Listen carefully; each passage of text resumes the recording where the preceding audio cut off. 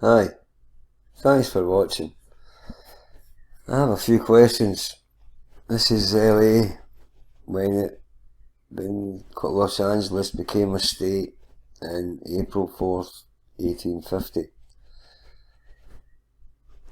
Now we know a lot about this time in history, like wagon trains were under attack, they formed a circle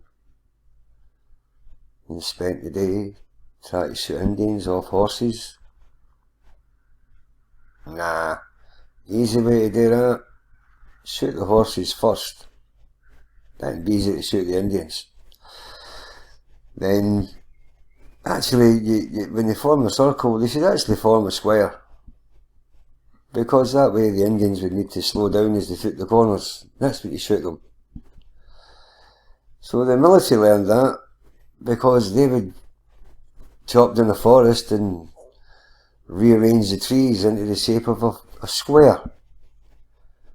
All forts that I've seen were square wooden structures.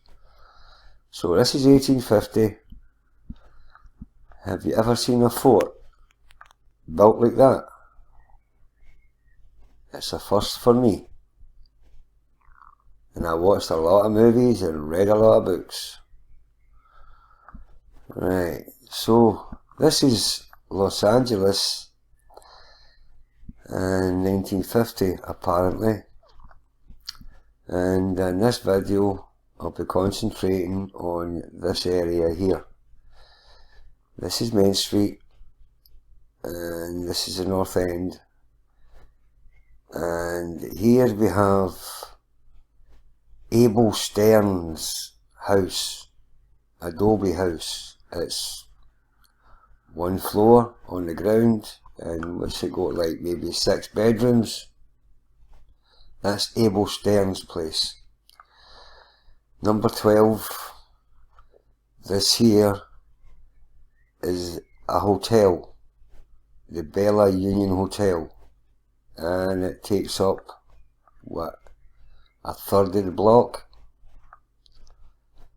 So this is a 300 block on Main Street. So let's have a look at this. Oh, first of all, right, so where is he? Right, we've got Jedediah Smith. Right, let's see what happened to him. Right, there we go. Jedediah Smith, trapper, plainsman, trader, was the first American to come overland to Los Angeles in 1826. After a long and hard trip across hot, dry desert and high mountain trail, Smith entered Southern California. Even though Smith was placed under arrest by the Mexican authorities because he had not obtained permission to enter the territory. Right, so way to start a tourist trade, lock him up. So let's see what happens. This Mr. Stern, right, here he's here. Yeah, that was 1826. This is 1827. Abel Stearns was alcalde, I think that's like how you pronounce it, of Los Angeles at the time it went under American law. Alcalde was the titular head of the city. As such, Stearns presided over the affairs of Los Angeles as it was incorporated in April 4th, 1850.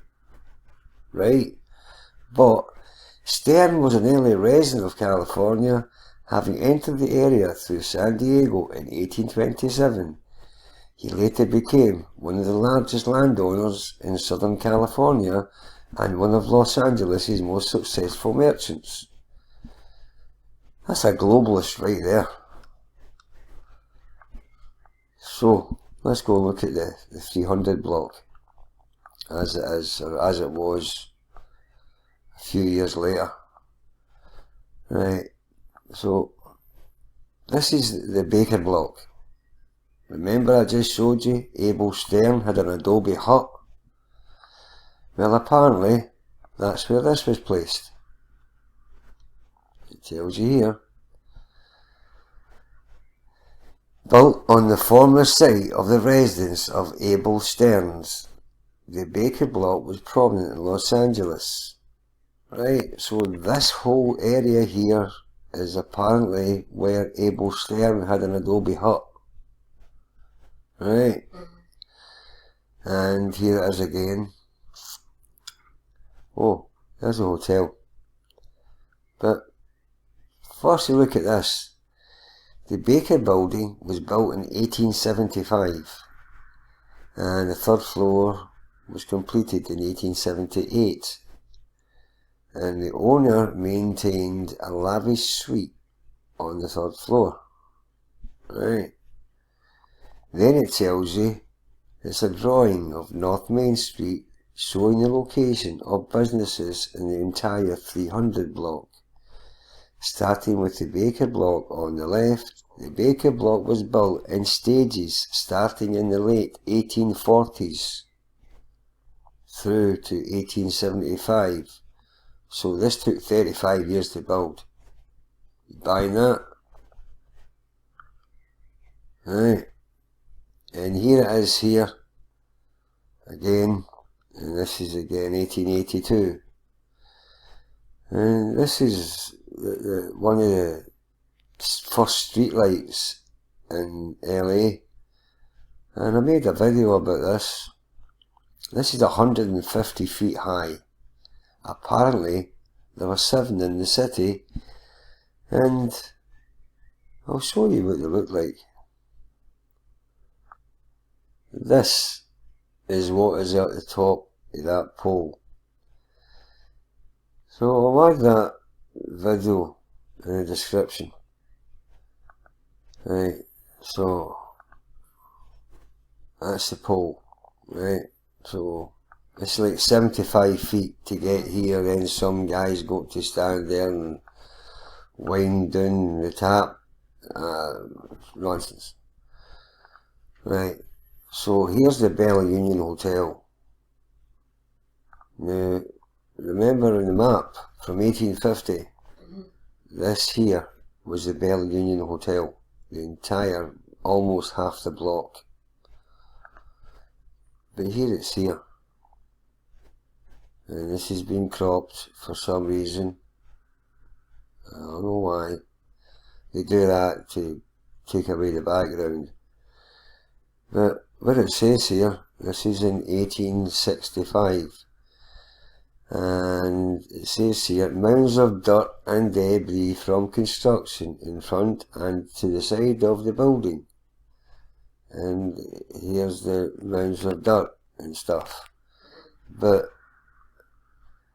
I'm curious as to what's happening here, because there's a door quite blatantly, and there's windows there, and that looks like it could be another door or something. And this is 1865, and yet we go forward to 1867. Where's where the windows are? But there's a door in here somewhere. And this is the size of the hotel. It's just one building on the block. And here it is again, in 1870. And this is the North End. And this is called the Pico House. Right? In 1870. So I think we'll need to make another video, because that Pico House in 1870 is standing where the footprint of Abel Stern's adobe hut is. And this is 1871. There's not a lot here, but like I say, the airbrush the sky. And again, it's now the St. Charles Hotel. It was the Bella Union Hotel. And this is 1875. And here we have it again in 1880. Now, this here, it showed us it was built in 1875, right? And that's the building that was built in 1875. So my question is, well, where is it here? Why is it not there? This is 5 years after it was built. Right? I clicked an image the other night and I get brought here. So I had a look. These early streetlights. 1869, there's a gas lamp there, and there's one there. And the gas lamp has a shadow, but the posts on the fence don't. So here's a gas lamp here in the early 1870s, and as it says quite rightly, it's standing in the pool of water. And at that time they had 136 gas lamps for lighting the city, and here is one of them. So they replaced them, and you can read this. It tells you the gas company was enjoying modest success until Thomas Edison introduced his electric lights that he stole from Nikola Tesla in 1879. In 1882, electricity was introduced to Los Angeles. That year, 3,000 candle power arc lamps were lifted atop 7 150-foot poles. The state of the art at that time encouraged the use of a few standards with high illuminations. So, rather than have streetlights, they put up 7 of these. Really? This is where the gas lamp stood. And this here is 150 feet high. So this guy is going to go up a ladder, stand in the middle on this platform and crank it a handle to bring this down so he can change what's up there, which is lighting up a large portion of the city apparently. So let's see what they're using. Right.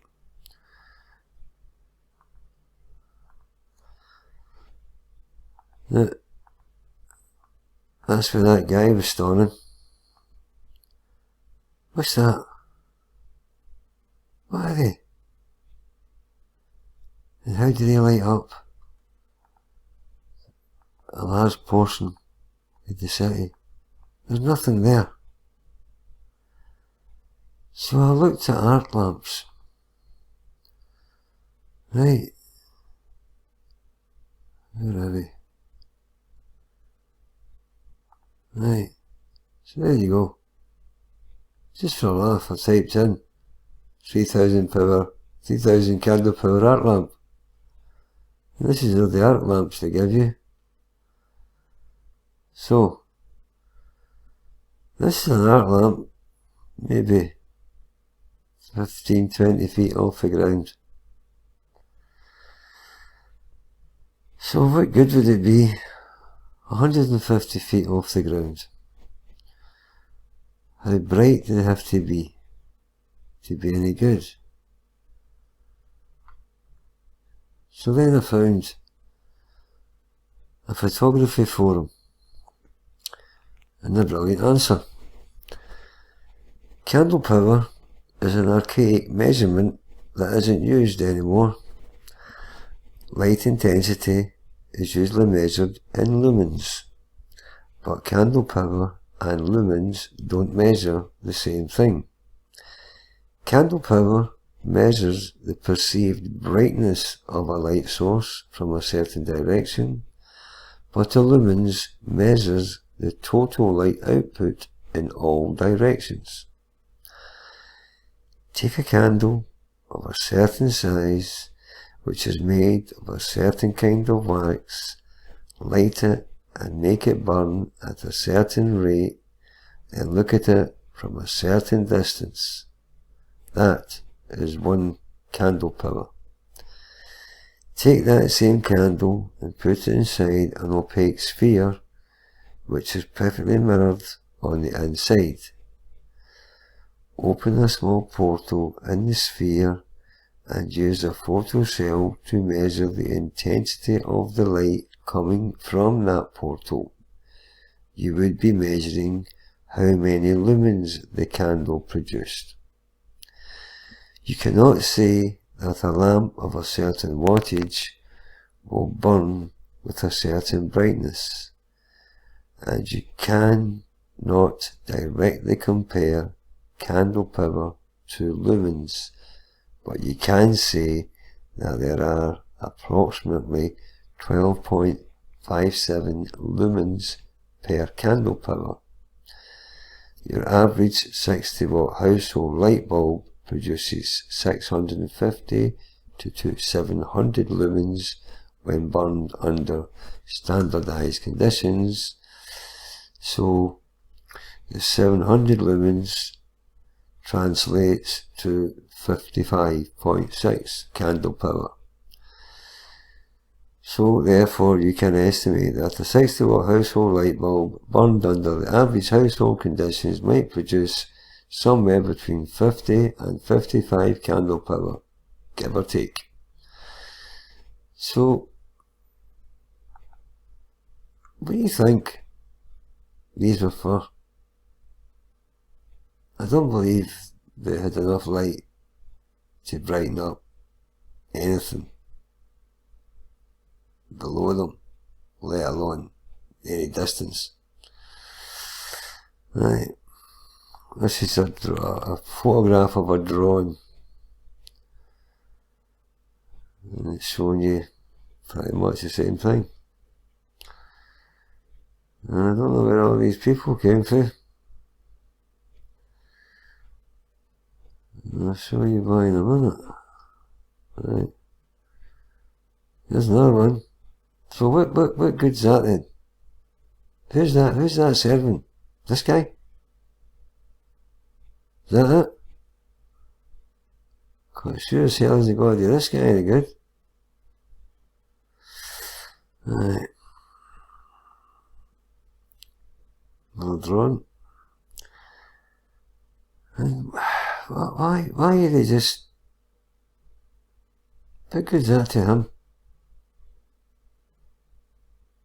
Do you know what I mean? These people, nobody gets any benefit.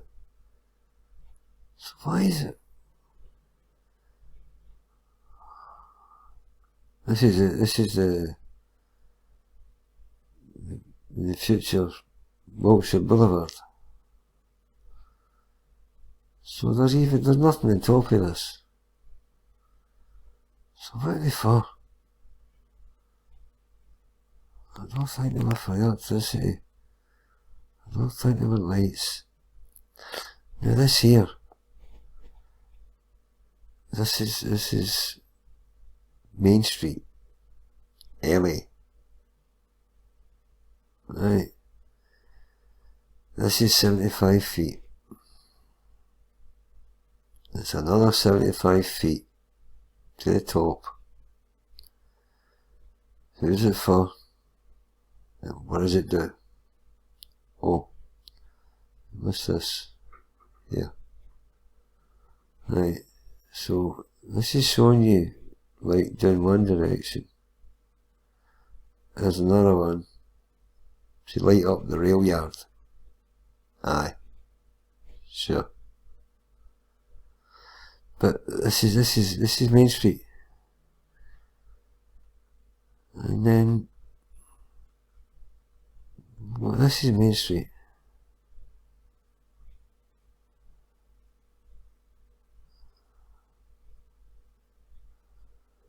Really? Same street? Come on. So that's why I don't trust images. This is the first electric light plant. Right.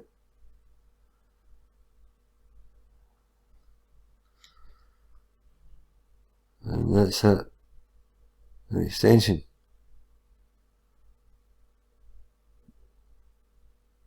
So, these are the guys that repair the things, right?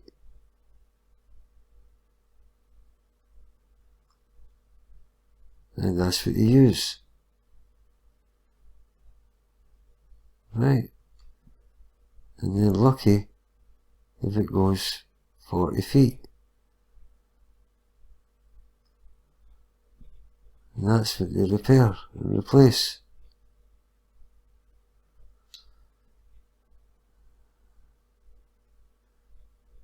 And that's how they do it. Oh, look. So, here's one here.